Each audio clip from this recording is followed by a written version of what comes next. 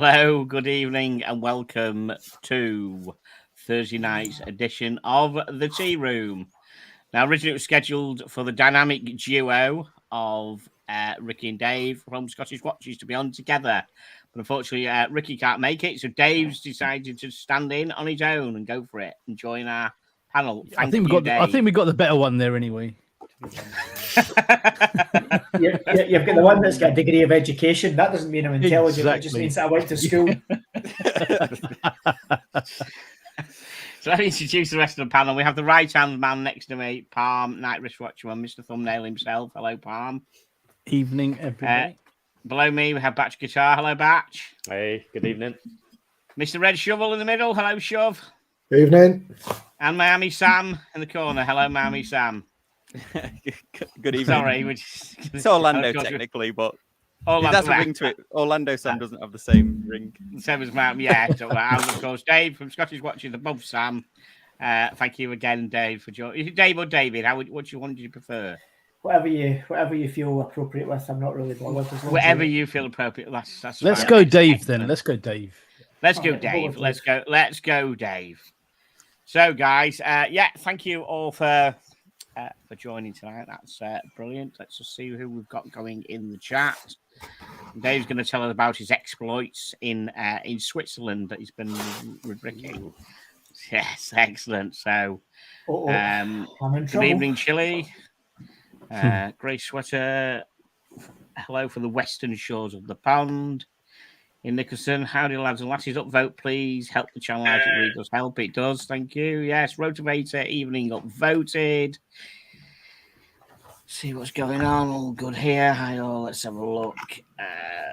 Nothing special going on, everyone's saying. Okay, so do you want to tell us what you've been up to in the last couple of weeks then, David? Anything? First thing, because once again, once again. Let's see what's on the wrist check. Of course, thank you. Let's see what is on our wrists. Okay, so I've still got the love affair with the Christopher Ward C63 in Jewelry Green 36mm. We did a absolutely cracking review video on last night, which is up there at the moment for you all to watch. It wears a lot bigger than a 36mm. It really is a cracking watch. I advise you all to take a look. It is really good size. I couldn't tell that was a 30. I thought we thought 36mm was small, but it's great. It just wears really, really well. Yes. Okay. What are you wearing, Palm? So today am wearing the Batman. The Batman. I get my microphone in. There you go. Dave, tell us. Are you wearing your whole collection of Moonswatches? I am not wearing them today. Today I'm wearing a Grand Seiko. I've got SBGW289, which is the 55th. Let's full screen you 1 second. I'll get full screened. So that is the 36.5mm 44 GS manual wind for the 55th anniversary of the case shape, and again, another watch at 36.5 that wears a little bigger than you would think it does, because I'm not normally a 36mm person. I would typically be 38, 39mm is kind of my size that I like, but this one actually wears extremely well. Quite long in the lug, so it's a bit better on the wrist than you would expect it to be. Nice, excellent. Very nice. Very nice. Cool. So I'm wearing something different for a change. I'm wearing the Citizen Eco Drive 1, which is extremely slim. I think we want to zoom in on this. We want to zoom in on how slim this actually is. Yeah, it's actually very cool. It's a really nice watch to wear. Yeah, very nice. I have exactly the same watch. There you go. Snap. Wow. Yeah, the same one. Really, exactly. Is that the one with the dark grey dial with the kind of gold bezel? Yep, 100%. Yeah. Yeah, and it comes in a nice thin kind of, I don't know, it's not a beads of rice, but it's a thin kind of butterfly clasp bracelet. Yep, that's the one. Brilliant. Yeah, it's a cool watch. That not many of them about. Yeah, you can get them on Chrono 24, but only in the Japanese market. So I don't think they're so easy to get, here within Europe or anywhere else for that matter. Excellent. Wow, very nice. So, Red Shovel. Well, I finally took the. Guessing. I'm going to guess. Oh, you took it off. Well, Okay, go on. I took it off just for the show, just to wear something different, like for a change, right? So I finally took off the vintage GMT, and I put on, which now looks absolutely massive on my wrist now. Like I think the AP the AP diver. Okay, full screening this. I'm full screening this one as well. There we go. AP deserves a screen. Yeah. So, David, for your information, Shovel just bought a vintage GMT Master 2 Pepsi. Oh, GMT Master Pepsi, actually. And he's not left his wrist for about 3 weeks. But today... Just for the show, I thought I'd put something different just on. For the show, he's nice. got that for us. Sam. Yeah, I did this to wind you up a bit, John. I put the date just on NATO, so it's the green dial 41. That's wrong. That is just. Oh, hang on! I need to get on full screen. We have to full screen this one. Yeah. That's just that's wrong at all. That's wrong at all levels. I'm sorry. Oh, look how good it fits. Oh, I like it. Yeah, I think it looks it looks like a military watch. Yeah, it does. Green dial. Yeah. It looks like it was almost military issue, John. What do you think? It's a proper tool watch. The SAS probably had that. Yeah, I reckon. Yeah. The word tool is in there, but it's not connected with the watch. Trust me. Absolutely, man. Nice one. Wow. Brilliant. What's everyone in the chat wearing? What are we wearing? So we've got Harvey. Yeah, what have you got on in the chat? So Harvey's got a Kermit from 2005.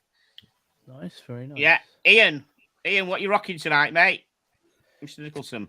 Tell us, Chili Badger. What have you got on? What everyone got on in the chat? We need to know. We need to know. We need to embrace what you're all wearing. Watches, that is. Don't get clever. Okay. Don't get no underwear. Watch out.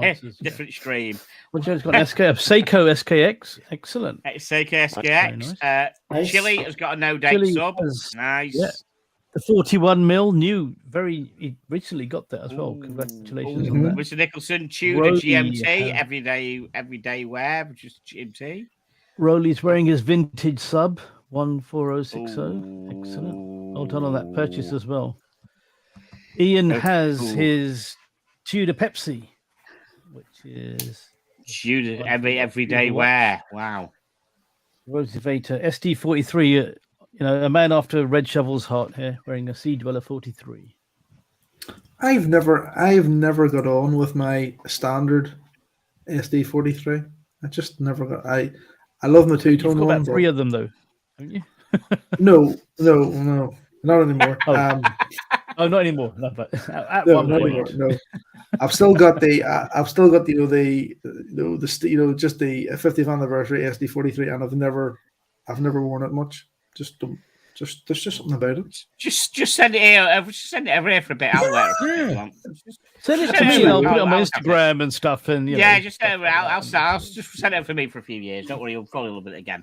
Now, before we get into Dave's exploits, I need to ask him something. On the last time they came on, his inside man in Swatch told him, from what I remember, guaranteed 100% were kind of the words maybe bandied about, that they were going online to be sold, and now they're not. So I wonder whether he's got any insight as to the change, or whether the change will change again, and whether we're going to get one online. I think if you listen carefully to what he said, he was very judicious with his words, shall we say, and his wording was more along the lines of, they're not going online at this moment in time. Now, that's me paraphrasing. He never said they were never going to go online. Right. But it's been such a success. It's been such a success for them. And to be honest, they've still got ongoing kind of problems with supplying enough of them to meet demand. Oh, the one snag with the website is if you don't have the supply chain to supply the stores, why put them online? Because they're driving people to stores, which has been a big challenge for them over the last 10 years. So whilst they've got a kind of hot product that makes folk go into stores and will potentially see other things, see other watches, interact with the staff, any business would do the same, frankly. Yeah.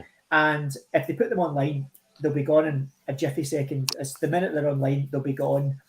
And the Swiss as a general rule, aren't the best at doing online retails in terms of website stability when they're under pressure. So, drive folks to stores, I think, is the narrative. They've actually got cars out and about now as well. So they've actually got a fleet of, I believe, their Fiat 500s doing the rounds all around Europe, popping in. They're not announcing where they're going. They just pop up. Wow. For example, in the UK, they rocked up in, I think it was Canada Square at the City of London, and they just rocked up. It's all unbranded. People walked up. What's this all about? Oh, it's about the Moonswatch. Oh, have you got any? Yep, we've got some. Do you want to buy it? You could buy it there and then at the car. Wow. They're all over Europe. So they're really milking that one. And to be honest, they just opened. Glasgow had been without a Swatch store for the best part of 2 years because the store they had, they sold the lease out to Breitling, who made it into their boutique. They were then going to open a new store, decided not to because of lockdown, COVID, yada, yada, yada, and have just opened a new store in Glasgow. That was 2 Saturdays ago, this coming Saturday. And they had Moonswatches in there. They didn't announce it. They didn't put it on the website. They just opened and the Moonswatches were in stock. And you could buy them all day. In fact, I know someone that walked up there 4 o'clock in the afternoon and bought one. So they are slowly rolling it out to more stores than they currently have. And I have no idea when, but I do guarantee you, they will end up on the website because A, they're not limited edition, they are core stock, and the hype will only last so long. Once it's all settled down, they'll be on the website. So, there you go. Last time I was in London, when I went to one of the stores, he said something along the lines of when they get a delivery, they just get 100 random ones. They don't know what they're getting. They're just like 50 of one, 25 of one, 20 of another. That's all. To be honest, as a broad rule, they tend to get about half of the colour options in 1 week's delivery, and the next week that store gets the other colours they didn't get. But they've no idea. They might get 2 or 3 of each. They might get 2 of one colour, 20 of another colour. It really just depends on production, what's available, what gets put out there, etc., etc. The Glasgow store opened, and they had they had one of the most popular ones, the Mars one, which is almost impossible to get your hands on, and they had I think 5 or 6 of them. So there's no telling. Sometimes there's no telling. Those cars there, those Fiat 500s are painted the colours, aren't they? They're painted. There's 12 of them, and each one's painted the colour of the corresponding one. Okay, that's interesting. Okay. I mean, and they only sell that colour in that car, or I don't think, no, they don't. I mean, you buy the car as well. That'd be fun though, right? You're trying to hunt down the right car.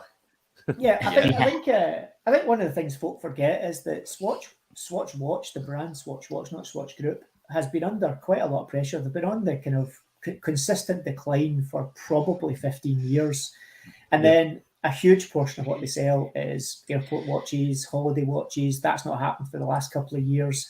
And this has materially changed the fortune, shall we say, of Swatch Watch as a brand. It's put them back from being broadly relevant back into the very relevant stage. And why would you not milk it to death, to be honest? Every other business would do it. Rolex would do it. Every other watch brand would do it. So why not? Yeah. And it seems to have worked for sales. For sales, it has worked. I mean, everyone wants one. It's not like they tanked. They didn't nosedive. It's a huge success. And I entirely understand the frustrations of folk who are miles away from London or miles away from Edinburgh or now Glasgow. It is frustrating, and pretty much everyone is going to be a fair distance away from one of these shops. So it is really annoying. But I'd like to say, plenty of folk will proffer, we could have done it better. I guarantee you couldn't have done it better because they had no idea what was coming their way. Everyone likes to think they engineered this. Yes, they engineered it to be successful. They had not a clue how successful this was going to be. The fact that right up until the night before they were out, they were still saying you could get a maximum of 2 tells you that they didn't know how popular it was going to be. And that last minute switch to actually 1 per person tells you they suddenly dawned on them, oh crap, this is going to get out of control. But, I was in the Covent Garden store today and they said 1 per person now. And also a bit positive, the Neptune, you've got one, Parm, sure. You've got one, haven't you? Yeah, but I still went there to, collect them all. No, but the Neptune, they've changed. I'll tell you, Dave, why Red Shovel's all over this.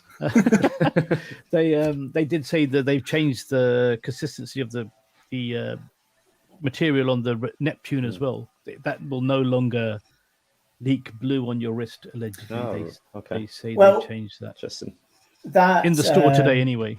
I don't know if you know any more on that. You'll never get them to officially admit it, but the blue had a challenge that it was leaking dye for sure on the wrist. Yeah.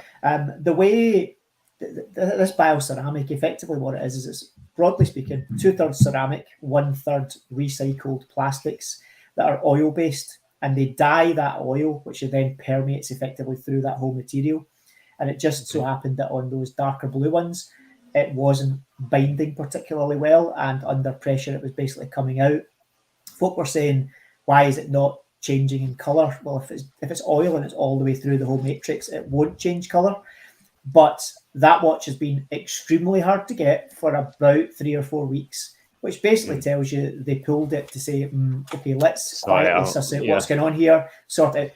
Swatch Group, Switzerland ain't ever going to tell you when they fuck something up. That's a fact. They'll just quietly fix it. That is basically what's going on there. Like speaking of launches, it was, with a recent G-Shock Bamford, like that's a good example. It was on the About Effing Time show, right? We were talking about how challenging that was as well. And it's just again, really difficult, isn't it? Yeah, again, I was actually, I had breakfast with George last week, and we were just talking about it, and he basically said he knew the first one was popular. It was limited edition. He knew it sold out. He knew more people wanted it. So this one isn't limited. It's just limited production. It's actually going to be available again through a variety of different retailers in the next coming weeks. I think End Clothing are going to have some. I know that I think Goldsmiths and a few other high street retailers are going to have some stock as well. It just shows you it's sneaker culture though. It's the same people that are buying up sneakers to resell them for a bit of profit that have suddenly dawned on them. Oh, hang on a minute. Jumped onto this bandwagon. Yeah. And it's not about watches, it's about something that's easily attainable for a couple of £100 that they can flip for an extra 50 to 100 quid's profit. And you don't need big collateral to get into that game. As long as if you get £1,000, you can make $2,000 out of it if you're clever within a few days. And for these guys, that's, hand to mouth, easy make money. And that's what they're doing. These Swatch watches are a couple of £100. The Bamford watch was 150, 160 quid. Yeah. And most of the folk queuing for these things are pretty innocent. And all you need to do is basically threaten a little bit or look a bit big and burly and charge in the queue. And most folk ain't going to argue with you. No.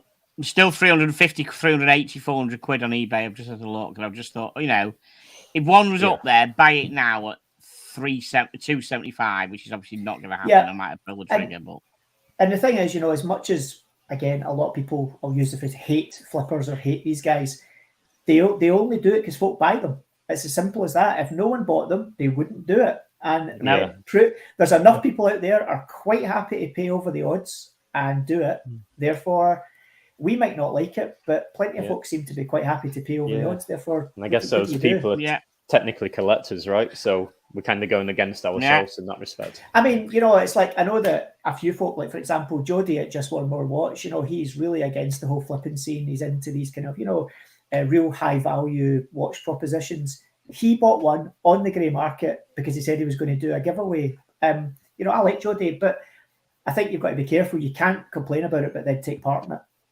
No. If you want to take the moral high ground, you have to basically say, I can't do it. But we've all done it. I'm sure all of us. And that's what I keep saying to Red Shovel, who bought one for me while he was in Vegas, and has never let me forget since. He offered it to 3 other people before me. I mean, it's not as if I'm not that flattered. Yeah, I should have taken. Yeah, he offered it to me. And I'm so happy I did, because it's just called. So, of all the watches I have on Instagram, that has created the biggest stir and got the most responses. It's unbelievable. It's the cheapest watch. Somebody's selling the blue one of the Christopher Ward for 1,200 quid because it's sold out and you can't buy anymore. I think the whole of the 200 of the blue one's gone, and the 1,200 quid on eBay now.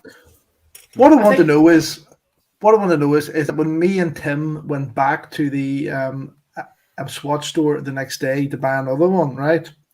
Yeah. They had another couple there, but they took our IDs again and they put the details into the till, and it came up that we had bought, we had already bought one there like the previous day, and my argument was, but I was going to give mine like the parm, like basically, and About no, 15 you other can't. people said no. Yeah. Yeah, and but they told me that they were sharing that information with all Swatch stores worldwide, so that if I went even back like to the UK, I wouldn't be able to buy one. No. No, the Europeans wouldn't like that. The British wouldn't ask for an ID. Right. They've got to probably get away with it in the US. It's GDPR. GDPR. The joy of that union that we decided to leave gave us those protections. I ate mine in Barcelona. I still have them.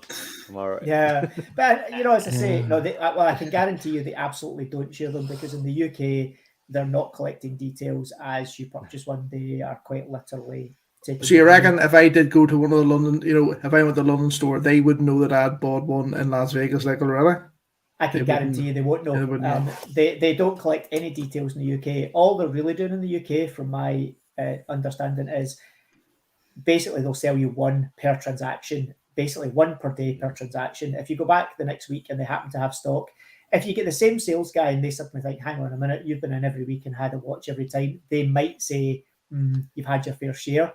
But even then, I don't think they would. I think as long as you basically don't take the piss out of them, and you'll be fine. Also, they are proactively working out who the flippers are and not selling to them. I think the UK tact very much is, I've seen them say to folk, no, sorry, we don't have any, knowing fine well they absolutely do have some in the store. They're being judicious about who they give them to. Dave, do you think this will change the way that watches are released going forward after the Bamford and after the Swatch thing, or do you think this is just the new normal? I think is it the new normal? I mean, there's a variety of ways to think about it. I think for these kind of purchases, let's be honest. Remember the Apple hype when the Apple phone launched, or the Apple Watch initially launched? They knew fine well there was going to be queues. They had security, they had barriers, and they pretty well organised the line in terms of getting the line, and there was no skipping the queues, etc. It's never been a thing in the watch trade that. Therefore, they now know. Swatch, I'm sure, have learnt a lesson. If they do it again, they'll probably say, okay, let's put a few measures in. The fact is, in London now, they have got, I think there was more security in each store that sold them at one point than there was staff. Which wow, isn't cool, but it shows you, because they were having other problems where people were buying them. They had people actively in the store watching who was buying what, and then messaging folk outside and saying, this guy that's leaving wearing such and such has one. You get around the corner, guy would walk up to you, go, give us the bag, which is nuts, frankly, nuts. It's crazy, but, But that happens though in sneakers all the time. That's why the sneakers have all gone to these draw type things. Enter ahead of time. If your name gets drawn, you get one.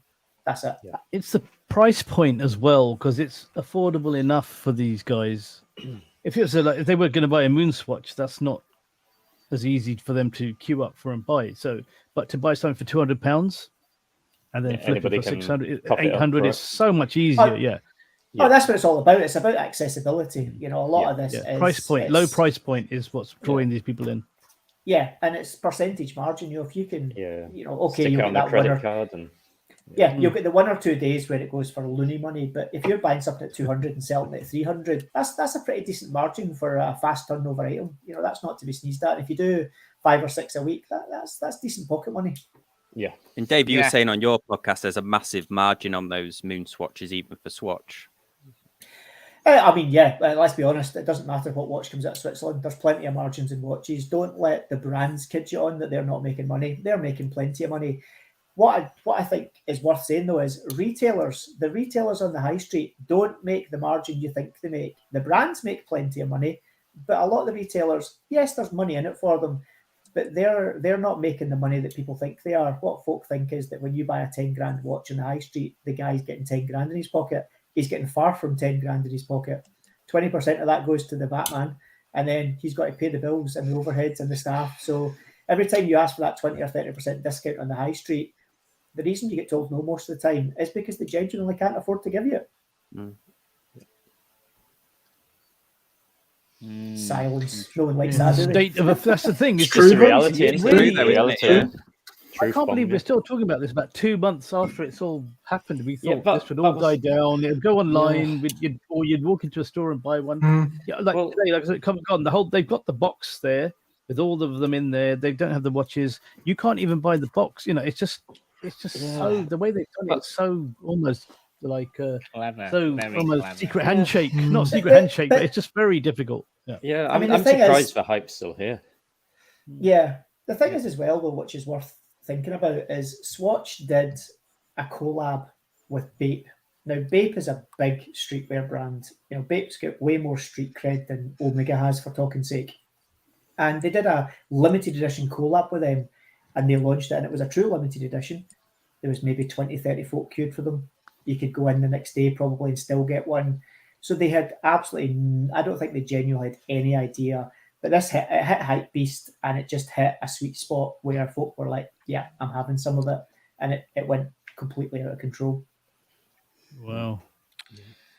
Can I ask, has anyone seen these copies of them? Because I don't want one Yeah. at all. But if I just imagine I want to turn around and bite the bullet and pay 50 quid more somewhere to get one, how would I be able to? Was there any way I'd be able to tell by looking at pictures rather than having it in my hand that it was a fake one? Is there a big? I've not looked into the fake one to see what the telltale signs are. Is there a big absolute thing they can't get right? There's a big I think wart.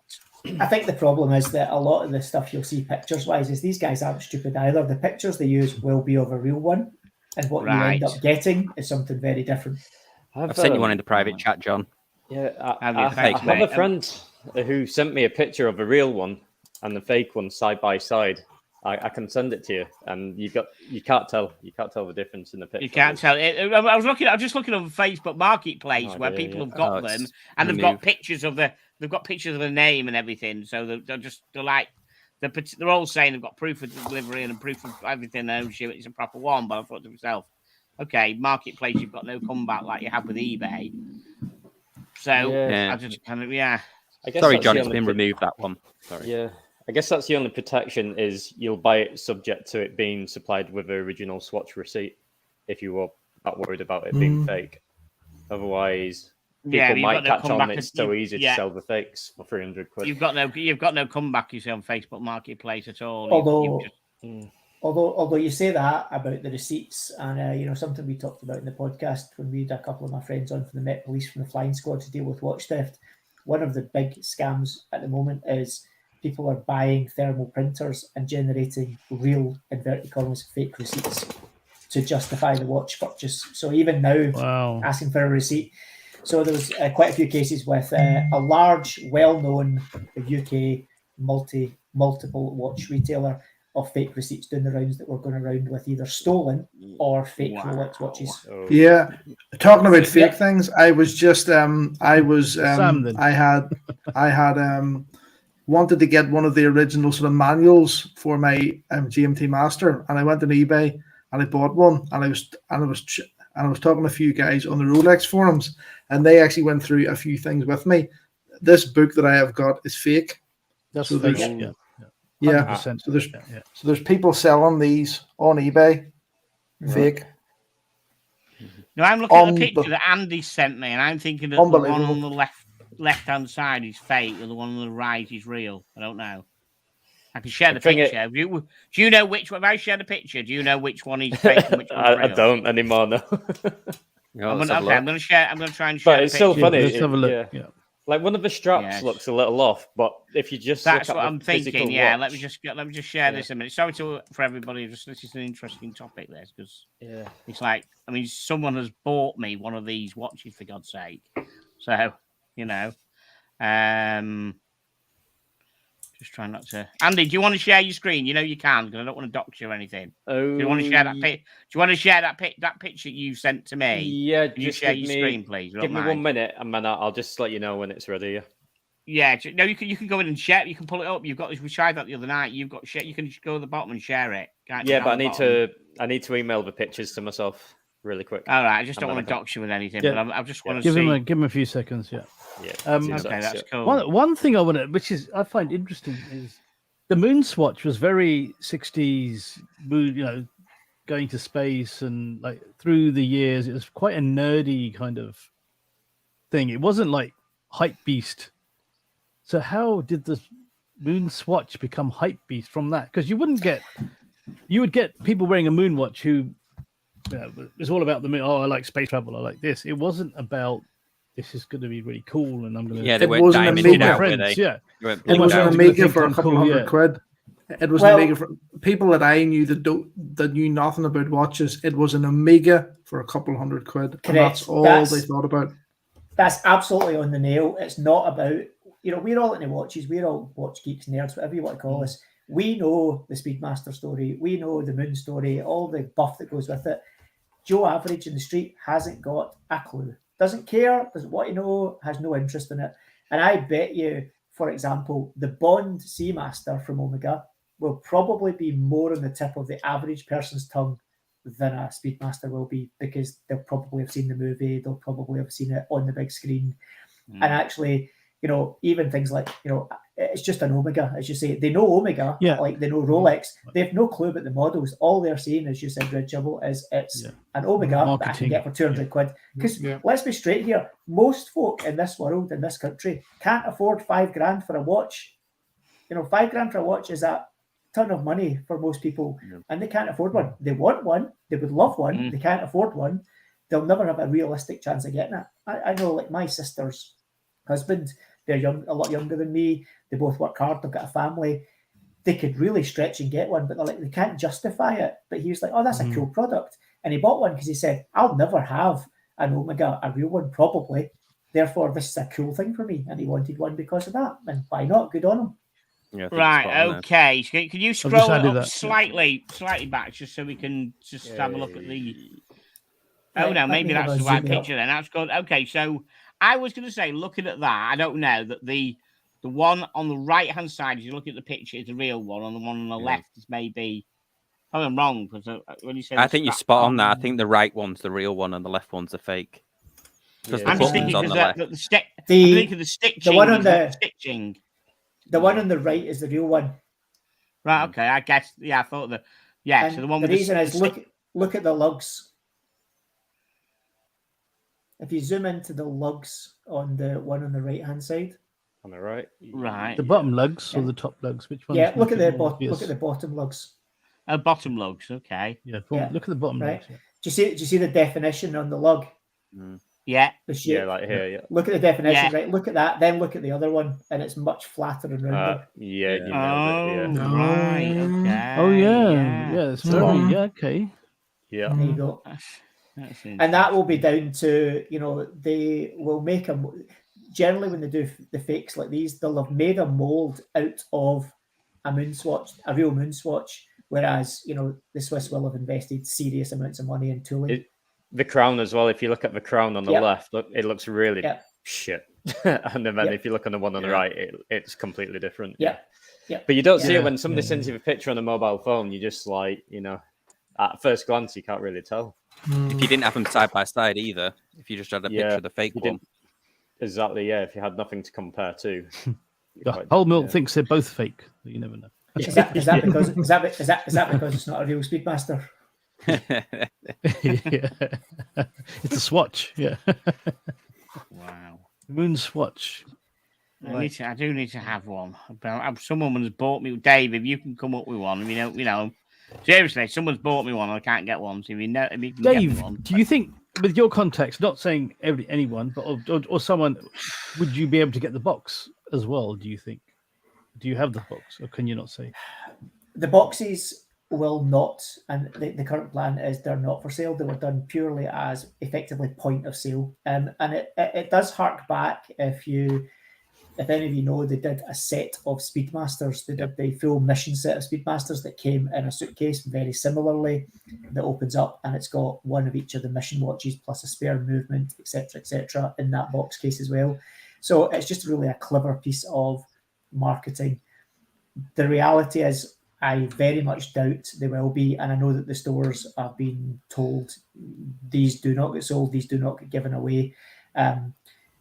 In the past, they might have just gone on the skip at the end of the day, but in these, they will get taken back to Switzerland because they won't want the grief. And I guarantee you this, if they were available, you would have found one on eBay by now. Yeah, but that Omega one you could buy the case, couldn't you? I think that you could buy all of those mission watches, couldn't you? back in the day. You could buy the mission watch set in the suitcase, but at that price point, the suitcase was merely dressing to the watches, whereas in this case, the suitcase is probably worth more than the watches are. Yeah, that was amazing because it had all the logos of the launches on, didn't it? Like the Apollo and all that on the tag. I think it was one of the chronograph dials. Yeah, spectacular. That's just amazing marketing. I've got to say that is just genius. It was genius marketing. And again, it got 2 programs talking about it from us, 2 shows, and 40 minutes of this show talking about it. It's the hype.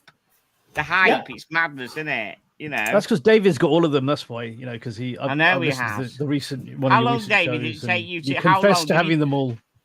Did you have to use your contact to get them, or was it just walk into a shop every day and getting them? Did you use a contact to get them? To be honest, I took very much the approach of I quickly sussed out that there's no point in the first couple of weeks pushing the issue because it is what it is. So you just let it be. You know, if you want something because you want it, I didn't want it to be the first to have it. I didn't want it because I wanted to go to everyone, hey, look, I've got these. That's not what I'm about when it comes to these. So I just left it till the crazy settled. Yeah. And then just basically, I mean, I'm not going to lie, I do know people. I try to not leverage that in any kind of way that I feel is immoral, as in, you know, give me these over other people. And I didn't get them all in one go. I get them over a period of time. And sometimes it took longer to get some than others. But yeah, I mean, I got them. And anybody can do it if they want. There's plenty of folk out there who've now got the full set just by being nice to people, not getting upset when they don't have what you want, and just going back. Biding your time and you'll get them. Yeah. So you've got people like Hans says, go and buy a Seiko for 260. I've got a lovely Seiko here, 1993 vintage Seiko. Fine, but I want a Moonswatch. Well, one of my supporters has bought me one. I've got CWCs coming out my backside, decent ones, 900 quid SBS ones, lots of G10s. I've got loads of CWC. It's not a Moonswatch. I wanted a Moonswatch. One of my supporters has bought me one. So that's it. I'm a watch enthusiast. So I don't want 12 of them. I just want one of them. That's absolutely. You know, I'm a watch collector. Not wrong with that. What you say there is right. You know, if you're upset that and you don't want to buy into the hype, there's plenty other watches out there for 200-300 quid that are amazing. You know, 400 quid will get you the new SKX GMT. That's an absolutely outstanding little watch for 400 quid that's out there. That is amazing. Correct. Yeah. The little titanium Citizen, I think, what, $299 on a strap, $350 on a bracelet. That's a banger of a little watch out there as well. There's loads of things out there for a couple of $100 if you look hard enough. Hans, I know it's not Amiga, mate. I own 2 of them. I do know. It's a Swatch, but I still want one. You won't change my mind. I'm a watch enthusiast. I have 40-odd watches of different, including an FX Day and a decent Amiga and a vintage Amiga. I do know my watches, but I want a Moonswatch because I'm a watch enthusiast. That's what we do. We collect watches we like. It's not, you know. I do like it. I do like wearing it. I do like wearing my Moonswatch. It's actually a nice watch. It's not rubbish. I mean, because probably the original Moonswatch is so well made, and that's why it's so popular as well. Apart from the marketing behind it, it's actually the dimensions of it, the way it sits, and everything. So it's just a copy. Yeah, I mean, I wouldn't have it as my only watch. I wouldn't say, God, it's the Holy Grail. God, my Holy Grail watch. I'm a watch enthusiast. No, I mean, it's going to be a £207 blinking moon watch. You know, that ain't a Moonswatch. You're not 19. I know that. Yeah. No. Yeah, and it's not always about price. Sometimes it's just about something that is cool and you like and you want to wear it. You know, it's like on the podcast we had Shmeeon, you know, who is well-known supercar channel, and you know he has ludicrous cars out there. You know, absolutely look like Senna McLarens and such like. He's getting more into watches, and his thing with watches for the last couple of years has been Swatch watches. He just thinks they're cool. He enjoys wearing them. He doesn't feel he has to wear an expensive watch because he's got an expensive car. So do you think he'll wear his Daytona again since he got it serviced? Because you know the way he got his Daytona serviced, and he was afraid like to wear it. Well, to be honest, what he said 150 guy. Yeah. What he said to us was, he said he wore that watch. He wanted it. He bought it. He wore it. And then it kind of dawned on him after a while, oh, this is actually got valuable, and he said it kind of big. He's not. Let's be honest. He's not in it to sell that watch for a bit of money at the end of the day. You know. Yeah. So the thing Loves is, his watch. he just suddenly realised this is getting bashed about when I'm going about jumping in and out of cars and everything. And his attitude was, I probably should be a bit more careful with it because it's actually got some value. He got a Swatch watch and he just says, I love them. He says, I just love buying them. And he says he's got into the rabbit hole of picking them up and he just enjoys wearing them. So at the end of the day, it doesn't matter what anyone else thinks. Wear what you like. Yeah. 100%. Yeah. So, sorry, Dave, going back to Moonswatch, just quickly, Harvey which is your favorite one? Seeing that you have them all, which one is your favorite? Honestly, I think my favorite is the Moon because it is such a cool, almost analogy of the real watch. It's very close to it in many ways, and it just looks great. I like that a lot. I like the Mars because it's got a playful homage to the Alaska project, which I think is funky as well. I like both of them, and actually the Earth has really grown on me. Initially, I was like, "Oh no, green, not into that." Is that the green one? Actually, yeah, it's a bit that's the green. It's kind of like a spearmint case with a darker blue dial and bezel. When you actually see it in real life, it's a good-looking watch. It is a good-looking watch. So they're all fun for their own fun, but I think for me, it is the one that's closest to the Moonwatch, which will also probably really upset folk that don't like them because it's too close to a Moonwatch. And it's so close that at a glance, you would probably mistake it if you weren't keen-eyed. Okay. I'd just like to pick up on this, that Thomas Burnett said for the price of a Moonswatch, he bought a vintage Omega off eBay. I'd like to know a bit more, Thomas, please. I know it's a minefield, but my vintage Omega was a 1966 Seamaster 600 dress watch, and that cost me like nearly 800 quid. So I'm just a bit I'm just interested in what vintage Omega you managed to get for £207. Well, I tell you, you say that, and I don't disbelieve that because I'll give you two examples. One from me and one from someone else. So my one recently was I managed to find a 1960s vintage Moser. With an original ETA movement in it, fully serviced, running, tickety-boo, 33 mil, very much the size of its time, etc., 148 quid. Wow! Really, Moser? Wow! Is Moser up there with Omega, vintage Omega? Don't mind me asking. I mean, Moser, as a brand, is one of the big, heavy hitting independents. Horology, You're not buying a new one. Yeah, you're not buying a new one for much less than 20 grand these days. So that's there. And then another one was actually Rich from Studio Underdog. He's a good friend of mine. We were talking away, and he managed to pick up a 1980s Girard Perregaux Laureato on eBay for just under 150 quid. Wow. Gave it to his wasn't running. Gave it to his watchmaker, who spent 150 quid doing it up, and for the best part of 300 quid now, he's got a fully running vintage Laureato from Girard Perregaux. If you look hard enough, you'll find them. Studio Underdog, I've got that on there for the moment for a month off. Just on loan until I give it back in September. Great watches, absolutely great watches. Great watch, as David will tell you. They sell out instantly, don't they, David? These things, they just do, don't they? I mean, he does. He kind of, because he's a small business, he builds them basically in batches, and they are selling out almost as soon as he puts them live for the batch. But that said, he's launched, I think actually yesterday he launched his new strawberries and cream.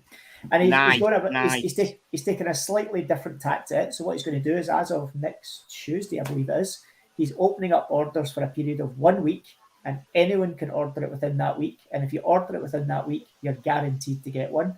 And then he's going to start building the batch for delivery, hopefully by the end of the year, as long as it doesn't do a Moonswatch and go crazy on him. So, good on him. And I also know he is working on his second watch, which is very different to the chronograph, but is very much a Studio Underdog, which is exciting. Is it not a chronograph? Is it not the same layout with the ST1901 movements? Is it completely different? So he's done the chronograph. As you know, he's got the 4 pieces, and he's got the strawberries and cream, which is another one of those watches, albeit with a different dial. but he's working on a other project for something different. And we're hoping to get him on the show at some point. And I've been chat with him. Interesting. Do you know how many per unit does he put out at one go when he puts them up? Do you know any idea? When he first launched, he had 3 models. He had the Goofy Panda, he had the Desert Sky, and he had the Watermelon. And I think he didn't really know how it was going to go, but Watermelon quite quickly of those 3 proved to be by far and away the best seller. Yeah, that as was you so would probably popular. expect. And then he brought out the Mint Choc chip after that, and I think from his kind of chats I've had with me, the Mint Choc chip and the Watermelon are about equitous in terms of numbers. Then under that, Desert Sky, then the Goofy Panda. And it's not that the Goofy Panda is the least popular, but I guess with it being the most conservative with a small c, it's probably less popular from that point of view. But this strawberry and cream one, I think, is going to be a hit for him. There's no 2 ways about it. Jason said he puts 300 in. He gets 300 of each. So he gets 300 of each watch, and they sell out instantly. Wow, that's good.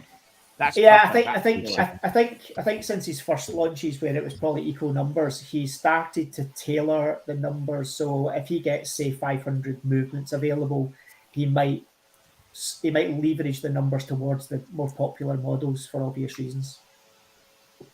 Yeah, I do like the strawberry. I actually saw that somebody went to Wimbledon and with the prototype of the strawberries and cream, and that was the first time I saw it on Instagram a couple of weeks ago before the official launch a couple of days ago, and it was really nice. I thought, wow, I like that. Yeah, absolutely. He's a good guy who deserves nothing but kind of a bit of respect and a bit of kind of encouragement for what he's doing, because it's a tough thing he's doing. Everyone thinks it's easy to make a watch. It really isn't. No, I can imagine. I can really imagine it's not. Right, so I know we haven't. This is great to chat tonight. Just like brilliant. I know we got on the Swatch thing, which is really, really interesting to Dave's insight into it from someone knowledgeable in the business. So, how would you like to join us, David, for a Rate My Shitter? Right. I've warned you, this is not illegal. We're not going to compare each other's backsides or anything. It's not. So this is basically. I found an interesting looking watch, which I already have done, and we rate it, as I said. If anybody's new to the show, welcome.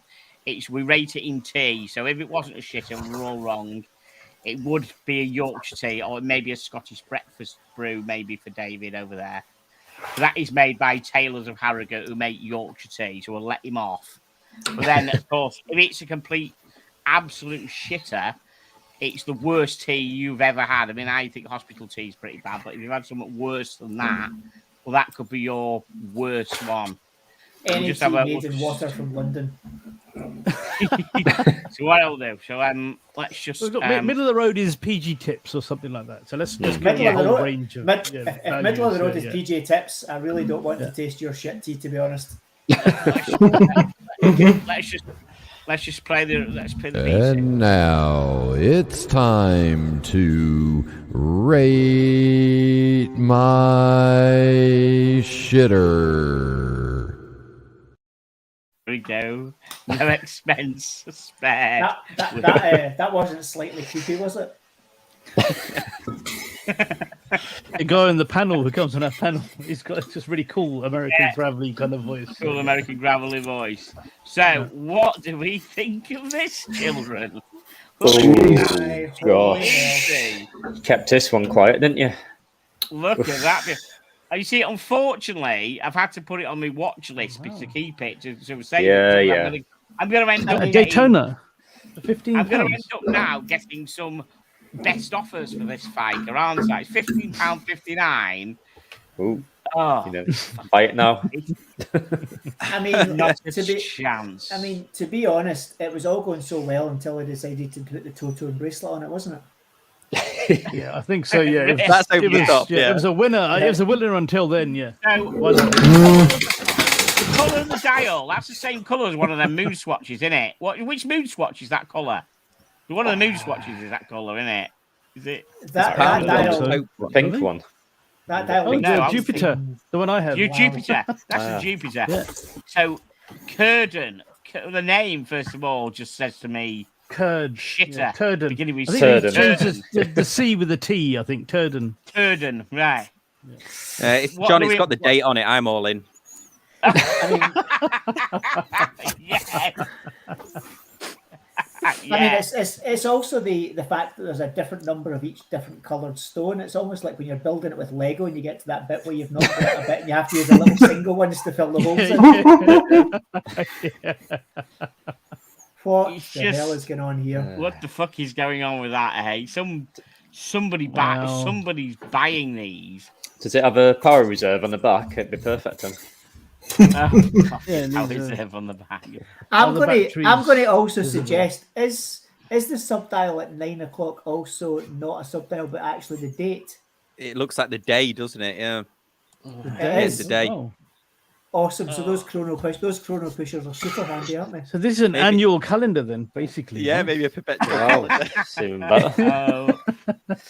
Have they painted on or are they real, the subdials? A lot of the time they're painted on these things. It's 15. It's £15. 49. There's a rich. Okay. Ooh. Oh, jeez, that's awful. Oh. Wow. I mean, why? That's what you'd wear to a fancy dress party or something. If you're, I don't know what dressing as what kind of fancy dress, but yeah. Awesome. Jeez. Just awesome. What? It's beggars belief, doesn't it? It just. Yeah, it's just, this is that tea that somebody leaves in the office over the weekend and it's moldy by Monday. To be honest, that's the kind of watch that with biscuits dipped in it. Yeah, little crumbs of biscuits dipped in there as well. Yeah. Because I used to work at a place years ago, and they always there was one guy in the office who we always hated. It wasn't me, by the way. So what this guy used to do, this guy from Salford, but proper hard guy from Salford. He used to go and get from the machine. He used to get an old chicken soup and hide it behind the CRT monitor, the big monitors you had, and nestle it behind and just leave it there fermenting. And it just used to smell in front of this guy's desk when it got hot. You just get it and just hide a chicken soup. And just 3 days, the guy goes, "Oh, what's that awful smell?" It's a 3-year-old, a 3-week-old chicken soup in a plastic cup behind his monitor. Oh, I think accidentally once knocked it over with the monitor. He moved the monitor and then knocked it over. That was great. So that's probably what I would determine. It's not it's not a tea, but it's a moldy 3-week-old moldy soup from a vending machine. That's a dose of dysentery. That's what that is. yeah. So tea. You can't besmirch tea with that. It's just something. No. So what's your rating? Even the worst tea is better than that. Yeah, exactly. So Palm, what's your rating then? What are you going for? If the lowest is hospital tea, actually, that was it. Garage tea, yeah, garage tea out of a machine. That's the lowest you can go, I think, and that's what that is. The worst you can get. David, what are you rating it? That's the cup of tea that Baldric made for Blackadder, and Blackadder goes forth. Oh yes, with dandruff and the trenches. Yeah. That's it. That's a muddy hot water and dandruff. Awesome. Just horrific. Oh dear. So Sam's already got well in with his vote early. He loved this. The moldy tea after a Christmas holiday or whatever, when somebody's always left half a brew in the cup. Yeah. Shovel, what are you going for, mate? What's your rating? You've seen plenty of. It just looks like something that a chav teenage girl would buy her boyfriend as a thank you for getting her impregnated so she could get a council house. This is quite an in-depth story here. That's so specific, Shovel. I was going to say. How would you know that? I was going to say that's definitely got hints of experience. That's the history. That's got legs. That's got legs. Yeah. Life experience there. Yeah. That sounds like someone's got their court pitch going strong there. It sounds like someone liked that watch when they got it. I love you, Sean. Did she like it, mate? Did she? Yeah. Oh, love you. Who's listed this? Is it Red Shovel who's on the listing? I think so. Yeah, it's in Northern Ireland somewhere. Yeah, I have no idea which part. Yeah. Oh, classic. So, Batch, what do you reckon, mate? What's your... I don't know. I can top anything else what's already been said, to be honest. But I go for the maggots in the tea bag again. Just a grotesque tea. Yeah. So Thomas Burnett just said he eats a tea with Oh no! Okay, well, sorry. There we are. Tea with a plug-in water heater that you used to take on holiday before travel came. I remember those things. They were like a kettle element, wasn't it? You plugged in, and yeah, I remember. I'm old enough to remember them things. Plug-in water heater that you would take. Oh, brilliant! Oh. Right, guys, I'm going to wrap this up because we've got two of our wonderful guests have to shoot off due to commitments. So, thank you so much, and David. Thank you for coming on. It's been an absolute pleasure, mate. I tell you. Thanks for having us. You're welcome back. Always Absolutely. a pleasure, David. Always a pleasure. You are you and Ricky, or any single one of you, the other one can't make it, are free to come on any time as part of the panel and join in with the ticket show because it's you've got so many things to talk about. It's brilliant. No you know problems. what I mean? And we'll get Ricky on soon, and we can have a blather about what we were meant to talk about in Switzerland because some of that was absolutely fine. That's brilliant. That's right. So thank you to my guests quickly before we wrap up. Thank you to Palm, the right hand man as always. Thank you again to David. Thank you again to Miami Sam. Orlando Sam. Thank you. Miami Sam. Thank you, Shovel, and thank you, Batch. You've all been brilliant. Thank you, everybody, for getting involved in the chat. It's been really good. Saturday's show is a pre-record that we're doing tomorrow because I'm out Saturday night, but that will hit your screens at 9 o'clock. And we should have another unboxing for Saturday's show as well. So I wish you all good night, and we shall see you later. Good night, everybody. Good night. Good night.